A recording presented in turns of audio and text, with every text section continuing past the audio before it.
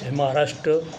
मी दिलीप सुरवाडे, उपजिल्हा प्रसिद्धी प्रमुख, शिवसेना उबाठा व माजी नगरसेवक भुसावळ। मित्रांनो,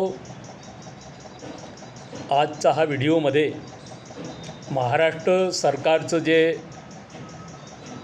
कारभार चालू आहे आणि ज्या पद्धतीने त्यांचं जे वर्तन दिसून येत आहे ते अत्यंत चिंताजनक आणि निषेधार्ह आहे।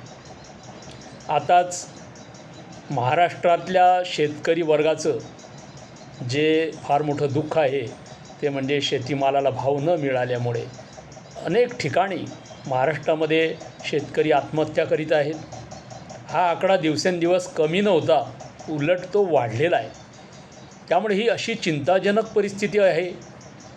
नैसर्गिक संकटं येत आहेत, आपत्ती येत आहेत आणि त्यांना मदत करण्याच्या ऐवजी हे सरकार आणि या सरकारचे जे कृषी मंत्री आहे कोकाटेजी, ते भर सभागृहामध्ये चर्चा सुरू असताना सभागृहामध्ये रमी खेळताना दिसत आहेत आणि ही क्लिप व्हायरल झालेली आहे। अशा परिस्थितीमध्ये महाराष्ट्राचे जे कृषी मंत्री आहेत, ज्यांच्याकडे शेतकऱ्यांच्या समस्यांचं समाधान करण्याकरता जबाबदारी सोपवलेली आहे, ते कृषी मंत्री अशा पद्धतीने जर वागत असतील आणि त्यांचं वर्तन असेल तर त्यांचा राजीनामा हा घेतलाच पाहिजे।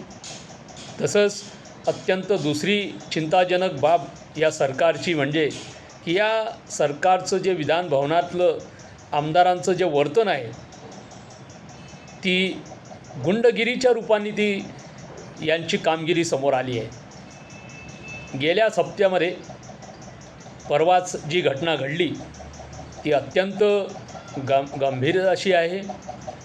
विधान भवनामध्ये आमदारांना आज सुरक्षितता राहिलेली नाही। विधान भवन ज्या परिसरामध्ये, ज्या विधान भवनाच्या लॉबीमध्ये पास घेतल्यानंतरच प्रवेश असतो, अशा अत्यंत सुरक्षित जागी